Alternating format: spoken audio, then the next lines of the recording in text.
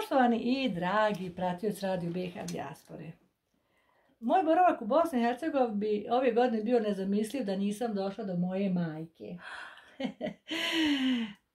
Kažu da nam je familija nametnuta, prijatelje i drage ljude biramo sami. Ona meni nije majka, ali je majka kao da jeste. Mi smo se upoznali prije 3-4 godine prije korone. Jel tako, kada sam 4-5 godina, kad sam imala film u Cazinu i majka je došla sa njihovim folklornim društvom iz Šturlića kod Cazina i oni su divno pjevale stare pjesme, tako, cazinske i mi smo se nekako osjetile. Nešto postoji, ko zna zašto. Što kažu, ako ima neki prošli život, možda smo bile u baši majka i ćerka i ko zna. I naš je kontakt ostao. Ja sam čak sa svojom mamom rahmetli dolazila ovdje kod nje. Ona je meni dolazila na dženazu moje mame. Znači jednostavno jedna veza neraskidiva. I evo moj boravak u Bosanskoj Krupi je nezamisliv, a da ne dođem kod moje majke. Bome neka si došla, ja volim kaj živiti. Što si došla, volim Boga. Da te viđam i sve u Boga drago. Ja sam god došla, nije da se hvalim. Dok smo imali to kulturno mičko društvo. Ja sam svađe ostala dobro. Dobar glas. Znak. Zato što si ti dobra. Eto, Boga mi jesam. Kaže majka hvala ti pa me nije zaboravila. Nisam Boga. Pa kako ćemo se zaboraviti, čujemo se mi nekad i na Viber i na sve. Ali ovo sada je početak jedne druge priče. Evo ovdje pred nama je maslanica. Maslanica koju je majka sama razvijala. Jel da je majka? Ja sam Boga. Sama zamišljala i razvijala i slagala i sve. Kako majka? Aj ti nama ispričaj šta je u stvari prava dobra maslanica. Prava dobra maslanica najbolje je pšenično brašno. I kravije maslo. Još kad je izmečaj, onda je još najbolja od izmečaja. Kad samo izmijete maslo pa napjenja i ono sve. Tad je još najbolja. A kako majka, evo ja, razlog mog dolaska, evo malo čatim, razlog mog dolaska je što sutra je to opština, mjesna zajednica? Grad Bosanska Krupa. Evo imamo vi ovo društvo, Emin, salam aleikum, drug moj. Kako je? Dobro, hvala. Preko Emina sam ja upoznala i majku, tvoju mamu, mi smo se upoznali preko humanitarnih udruženja i kongresa, znači sve nekako ide sve to, a evo sa mnom je došla i naša Jasna, evo ovako Hamza Begović, malo, sad si mi u redu, ona me je dovukla, Jasna, Arapuša, gdje dođe, šta je to?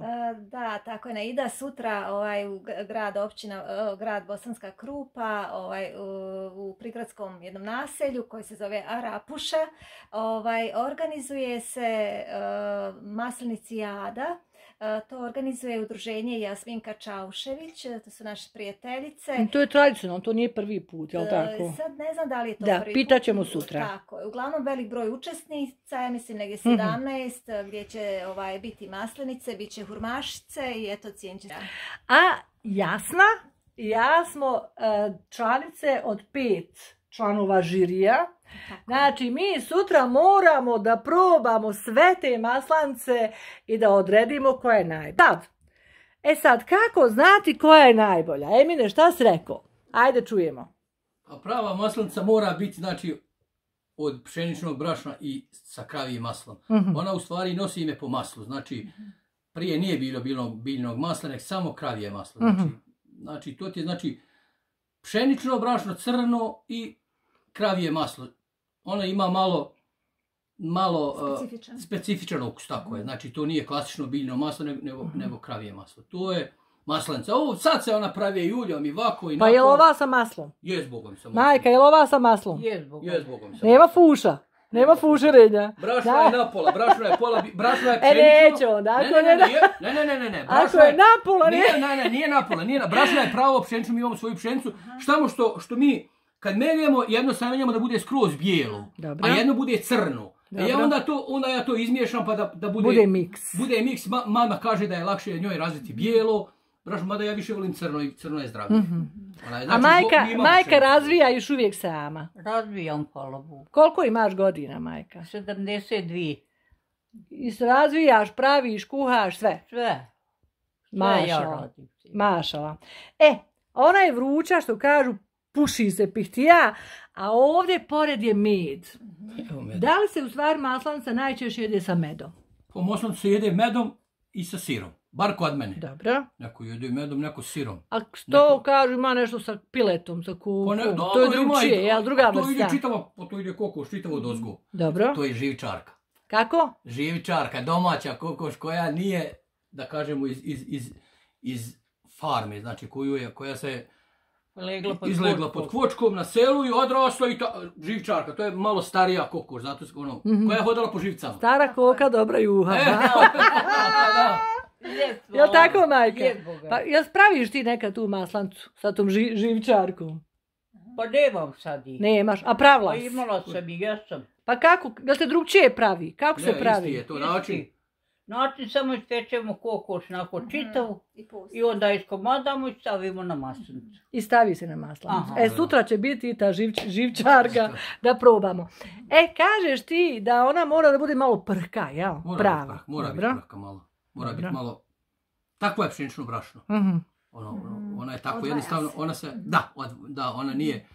Pa što je možda ima manje glutena u sebi, ono koje je crnja, koje je crnje brašno. Mislim da ima manje glutena pa da se bolje razdvaja. U bijelom brašnu je više glutena i ona više... Pa ode do zvijezde. Ovdje sam malo prije počela o medu. Med, kažeš, ti si ga juče vrcao. Ja sam prekjučer ga vrcao, juče sam sigurno sam ga stavio u teglo. I naša nafaka, jesi ti vidio? Vaša nafaka. Od čega je med? Pa ovo je livada, klasično, mislim livada, znači cijet. Znači u ovome vremenu sad nema nek cijet. A ti si pravio od kestena prije? Ja sam i od kestena, ja govorim na pašu na kesten. Pa znam prošle godine. Ja govorim na pašu na kesten, ali ovo je livada, ovo je, znači nema više, znači ovo mi je zadnje što sam bio i ovo je, hajde kažem ovdje ima malo, ovo je vosak, nije ovo je znači odozgo, oni kad otlopiš ove okvire, onda to se vrca, znači izvrcaš sve dole i onda ti to fino pustiš med u kantu jednu i onda to se bude gore kao jedna bijela pjena, jedna bijela. To ti u stvari tu prođe i kroz sjedlo prođe toga malo voska. To je od sače, tako je tako. To je to, znači nema tu ništa. To je zdravo, jako je to zdravo. I takako zdravo. Ma ona, evo, grije gore. Grije gore. Čekaj, ja to malo. Evo, Jasna kaže, mora se to rukom. Sad će to naša Jasna. Ovo je sve sad otpopite sa... Jel vruće, Jasna? Vrelo? Vrela, krasno. Čekaj samo malo da mi vidimo kako je ona prka. Ćemo malo sira. Može, da vidim za to. Evo, ovo ti je sad, znači sve što je otlopljeno sa okvira. I što radiš s tim? Moraš to jest, to je... Čuj. Moraš to jest, moraš jest. Pa daj da probam, i ja rane. To je zdravo. Samo malo. Ovdje žena došla tražiti. Kako nego to, što je mlada, to je... Nije to stari vasak, to je... Lijepo.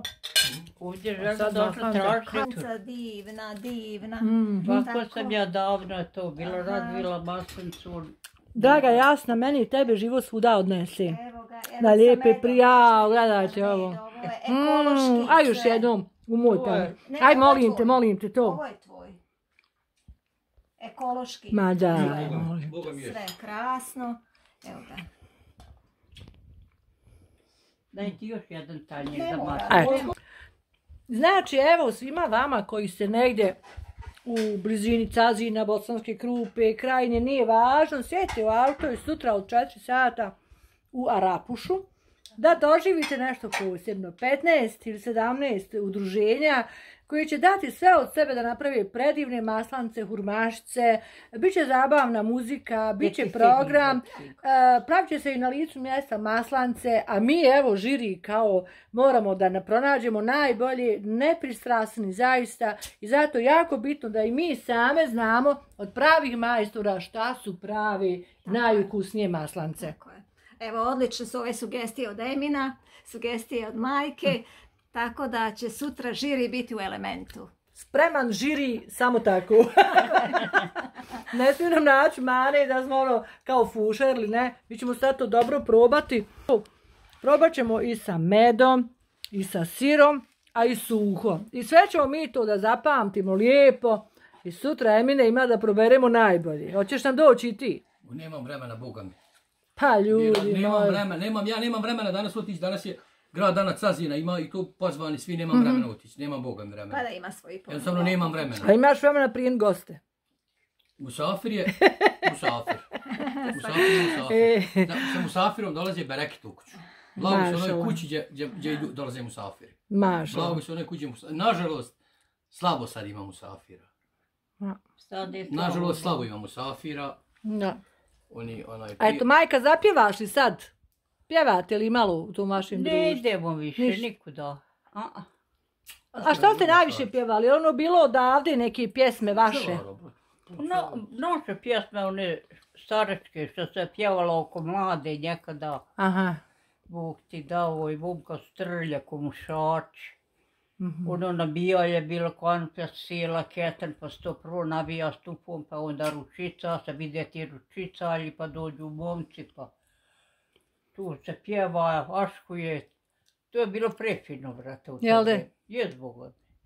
Sad nema ništa ono kaj da se da. Komušač nemaš kudu za prebaciti od momaka. Pa se momci pobiju za hrpov. A gazda uzme rogulja, tamo njima marš. A zašto se pobiju? Za curu. Za curu. No joj. Što oni mu hoće samo curi. Pa što se nisam rodila u to doba? Da se neko za mnom pobije. To je bilo, Boga mi, drago. Pa majka, jel ti teško da nam pjesmu otpjevaš? Jel ti teško neku pjesmu da nam otpjevaš? Nije. A ljubim ja tebe. Ajmo, majka.